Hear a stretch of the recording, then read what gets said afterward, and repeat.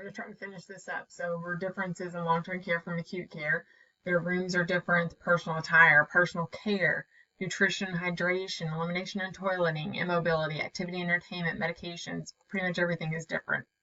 So when we're looking at rooms for the long-term care setting, the rooms are their personal residence. You need to knock before entering an acute care setting as well, but in particular in a long-term care setting. Personal items are often in the room. Encourage hanging pictures, artwork, using their own blankets and pillows. You need to allow them to make it as much like home as possible. The nurse assists in keeping the room clean, but allow the resident to arrange things however they want to.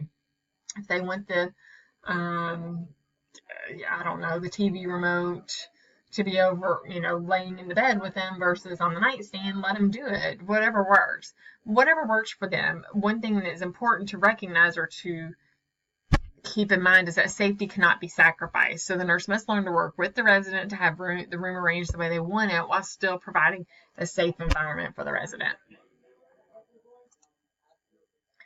Personal attire and personal care. So the resident wears his or her own clothing and shoes, and that's very important. We assist the resident to get dressed if needed, change their clothing immediately if they're soiled. You may need to label all the clothing if the laundry is done at the facility. Sometimes they have, I know where my dad was, they just did like a laundry basket, and you labeled the laundry basket, and they just took everything from that laundry basket and washed that laundry basket and put it back in the laundry basket. And so that's how they kept up with the things. But if there's things in particular, you may need to put names on specific items. They may need assistance with their ADLs. Complete baths, they get only about every few days. Now, why is that? One of the biggest reasons is because for elderly clients, they have drier skin and more fragile skin. But what do you do when they don't get a bath? When it's not bath day, do you just not do anything for the resident? No, they still need to be cleaned up. So what you're going to do is you're going to be sure that you've washed the face, the hands, the feet, the perineal area. Those things get washed daily as well as on a PRN basis. Still wants personal care. They may be sharing a shower room or shower chairs. If so, they must be cleaned between each use. That is a must. The hot water from the shower and the soap that the person ahead of them used is not appropriate care. We're talking you have to be wiping things down with the purple wipes at a lot of these facilities. Some kind of bleach wipe. There's something that has to be readily available and used for wiping down all the equipment. Disinfecting things is critical to long-term care facilities in particular, as infections such as C. diff spread rampantly and can cause death in the elderly patient.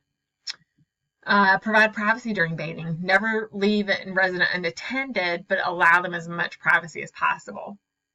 Just like we were talking about the person going to the bathroom. Allow them some privacy, but that doesn't mean that you go watch TV or go outside the room while they're in the bathroom. That means you're still pretty much standing at the door waiting for them so that you can hear when they've made a move. Provide hair care daily and wash their hair at least once a week. Assist with shaving. If the person has oxygen on, you need to be sure that you turn off the oxygen at least 10 minutes before using an electric razor, which I honestly never would have thought of until my dad had to use oxygen and they told us that. And I was like, really? That's just not one of the things I typically thought of when I thought of oxygen safety when using oxygen. We need to provide nail care. Now, some places will have a podiatrist who comes in once a month to cut the toenails because we don't want to cut them too low, which can cause an infection, and you don't want to leave them too long, or they will cut the other toes and cause infection as well. So a lot of long-term care facilities will have a podiatrist that comes in. Nutrition and hydration. We're responsible to ensure adequate intake of the residents. We need to check about making sure they have dentures in for meals. If they have dentures, how to serve the food. Is it pureed or diced? Do they feed themselves, or do we need to assist the resident? Monitor and record the amount that's eaten. Supplemental protein as needed. Usually if less than half of the meal is eaten, they need some kind of supplemental protein shakes. Monitor for weight loss weekly or monthly, whatever the order is, but they are almost always monitoring for weight loss at some level. Meals are social, so residents should come to the dining room to eat and not stay in the rooms. And I found that really interesting. When my father was in an assisted living facility, he had a very hard time with being in assisted living to begin with. And that was one of the things they kept saying, was that you have to come out for meals. And sometimes he would and sometimes he wouldn't. And they would waiver this ruling at sometimes if he had a really bad day, they would just go with it and let him eat in his room. But not often, there were times, and that was one of their protocols, was that if you just opted to eat in your room just because you didn't feel like coming out, they charged you on top of the fee you were already paying to be in assisted living and the fee you were already paying for the food and everything. They charged you extra to stay and eat in your room because the social aspect is so important, and they understand that, and they know that that needs to happen. You need to make sure that mealtime is a happy time and not a stressful time. And if you can become competent, comfortable in what the patient wants and desires, like my dad wanted to have like 3 or 4 cups of juice. I don't remember what it was, but he had a specific routine that he wanted, like a cup of milk and a cup of orange juice and a cup of coffee or whatever it was. And it took a while, but once they became familiar with his routine, and he sat down at the same place every day, of course, and his drinks were already there, that made him feel much better. And that's a simple thing that any of us can do. Elimination and toileting. How often do we need to check on incontinent residents? Hopefully you'll recall that we need to check at least every 1 to 2 hours. We need to provide meticulous peri-care on the patients, making sure they're staying clean and dry. Do not use the term diaper, but be sure that you say an incontinent brief. And monitor for bowel movement each shift. And why is that important? We just talked about this last week or whenever it was. Hopefully recall that it's important because elderly patients are at very high risk for constipation. So if we're not monitoring for bowel movement every shift, how do we know if they're constipated? Immobility. We need to encourage residents to get out of the rooms and ambulate as much as possible. Encourage participation in exercise class as offered. And that's something that all of assisted living facilities offer as well. And long-term care facilities will offer some type of exercise class. And I'm not talking about like they're going to the gym and lifting weights. Exercises in, they're sitting in a chair, usually doing something with a pool noodle or canned goods or something very minimal, low impact. But it gets them moving, it gets them up, and it gets them on a schedule. Frequently reposition bedfast residents. So how often do you need to do that?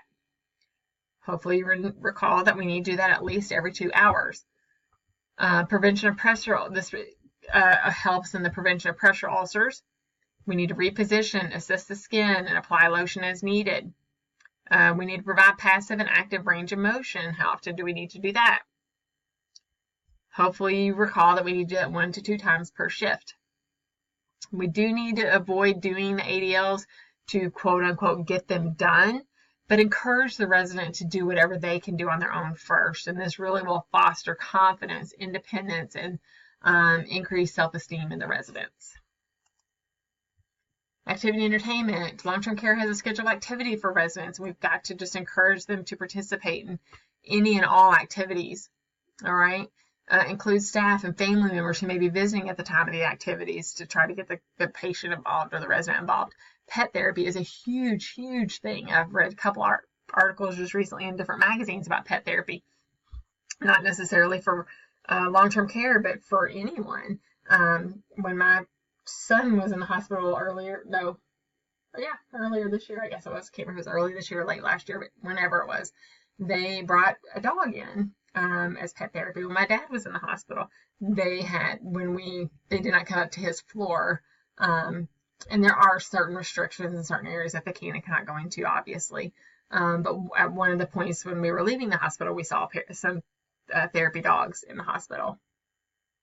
And allow children to come and visit. A lot of long-term care facilities and assisted living facilities will have like the Girl Scouts and the Boy Scouts and little dance groups and things like that come and work with the residents on arts and crafts or anything like that, or put on a show or performance for them. And that really, really helps them feel young again and feel useful. Medications, ordered medications, the nurse administers and documents.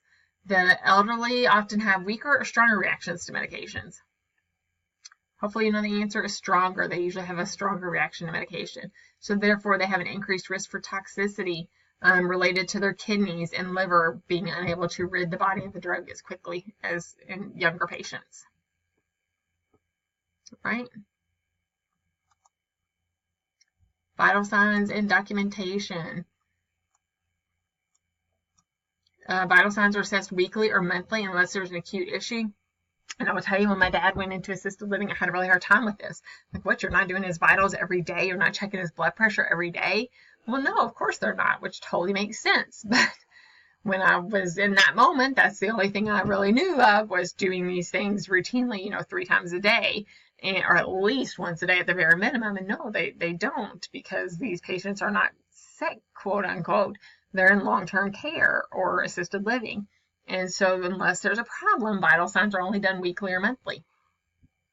Documentation is less frequent and much less detailed than in acute care settings unless there is a problem. They usually just do about 1 entry per week, unless there's a change in the condition or an accident occurs, and then of course they do a big write-up about that. Document meds according to the facility policy. Physical assessment of the elderly. For the hospitalized elderly patients, be sure you see box 32.2 on page 764. Assess mental status and depression. Do the mini mental state exam, which asks simple questions to determine the cognitive ability. The reality is that the RN needs to do this in an SE, but the LPN can assist with that. Physical assessment, long-term care residents. Complete head-to-toe assessments performed once a month unless there are any concerns or injuries. And the monthly assessment includes the following items listed here. Adaptive equipment is things like hearing aids, glasses, and dentures. Communicate, is it verbal or nonverbal communication? Their eating habits, their ability to chew, the type of diet, what types of snacks and supplements they're on. Special nutrition, do they have an NG tube or a PEG tube? What type and amount of formula are they using if they do? Their ambulatory status, are they bedbound? Do they use a walker? Do they use a wheelchair? Their sleep habits, do they sleep well or do they wander around at night? Medical equipment, oxygen tanks, sections, splints, etc. Activities. Does the resident participate in activities? And does the resident have visitors? All right, polypharmacy is another huge issue with elderly patients. So what is polypharmacy? Hopefully you've paused me and looked it up if you don't know. But the polypharmacy is the ingestion of many medications. So many older adults have multiple doctors prescribing multiple medications, and patients are often unaware of the reason for the medications that they're taking. The patient will state something like, I take a little white pill, a big blue pill, etc., but they don't know the names of the pills and they have no idea what they're taking them for. So the nurse must get a very good detailed medication record from the patient or the family members and try not to over-medicate patients. And while we do rely on the pharmacy for that a lot, we can't solely rely on pharmacy, because the patient may be getting one medication from this pharmacy and all the other medications from this other pharmacy, so the pharmacists aren't talking. They don't know all the other medications that the patient's on, but the nurse, the one that's administering medications, does know and needs to be checking up on that. All right, that's the end of this PowerPoint on elderly care. And here's a great picture of a group, like I was saying, of doing an exercise class. I'm not talking about weights, but these are little rubber bands, strength and exercise bands that they can use while they're sitting in the chairs. But whether these women are getting a huge workout or not, they're being together and they're socializing. That's huge for these elderly patients. All right.